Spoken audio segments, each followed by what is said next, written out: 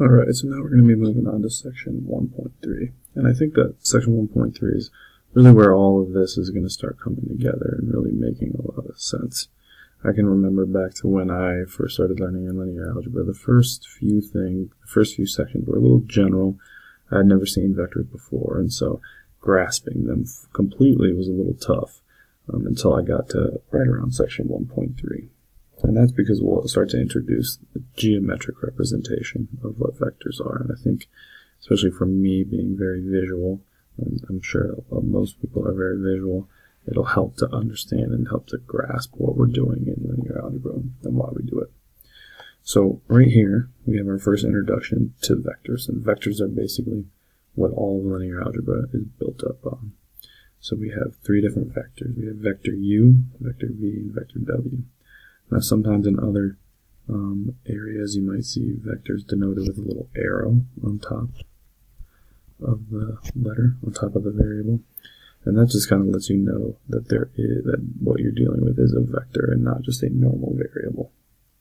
So what is a vector though? Let's come up with a little definition. Let's write a little definition down. So a vector, for our purposes, is simply a vector is an ordered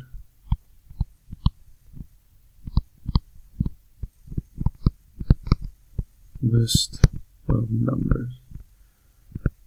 Alright, so it's an ordered list of numbers. And what that basically means is that each in our vector, alright, in our vector u or v or w, there are entries, and these entries are in specific places for a specific reason. We'll get into that in a couple of later videos, and you'll start to understand what that order means. But just remember for now that a vector is really an ordered list of numbers. All right, so let's go over a couple things about vectors. So, vectors basically have some interesting properties. We'll get into them. We'll get into more of them later on. But let's go over a couple right now. So let's say I give you an equation that looks like this. Simple addition. Alright, what does this equal? Well, it's pretty simple. When you add, or subtract for that matter, two vectors, in this case u and w, you simply just add their components, right? So we're going to add 1 and negative 1, so that's just 1 minus 1. And we're going to add 3 and 4. What is that going to equal? That's going to equal 0 and 7. Right? So whenever you're adding, just think it's just a component-wise or an entry-wise operation. So let's think about multiplication of vectors. So say we have some scalar c,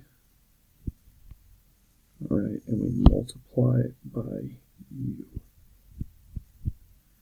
Alright, well what does this equal? This equals simply c times each entry. So the c just kind of goes through the vector, just passes through the vector and gets multiplied by, each entry gets multiplied by it, right? It's scaling the entire vector, each of its elements. So when we compare two vectors, so let's think about comparing two vectors. Let's say u is equal to w. We want to see, I'm going to do v here. Is this statement true? Well, let's define what we need to have for equivalence. So, two vectors are equal if and only if each corresponding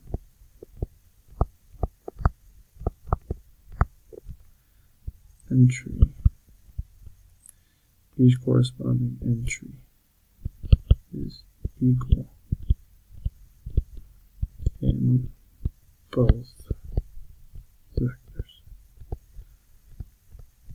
Right, so you're going to look through your vector and you're going to make sure that each corresponding entry is equal to the other, right? So each entry is what we call them, right? So in this case, no.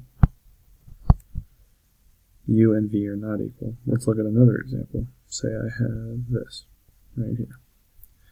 Let's say I have the vector 3, 7, and we have 7, 3. So are these two equal? Again, no, because basically we want to ask this question right here. This is equivalent to asking this question. 3 is equal to 7. 7 is equal to 3. Is that true? No, it's not true. So then those two vectors are not equal, right? So they have to look exactly the same. So really what you would want is something like this.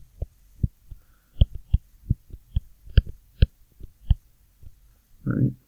These two are equal because their corresponding elements are equal to one another. Alright, so that's just a couple basics of vectors.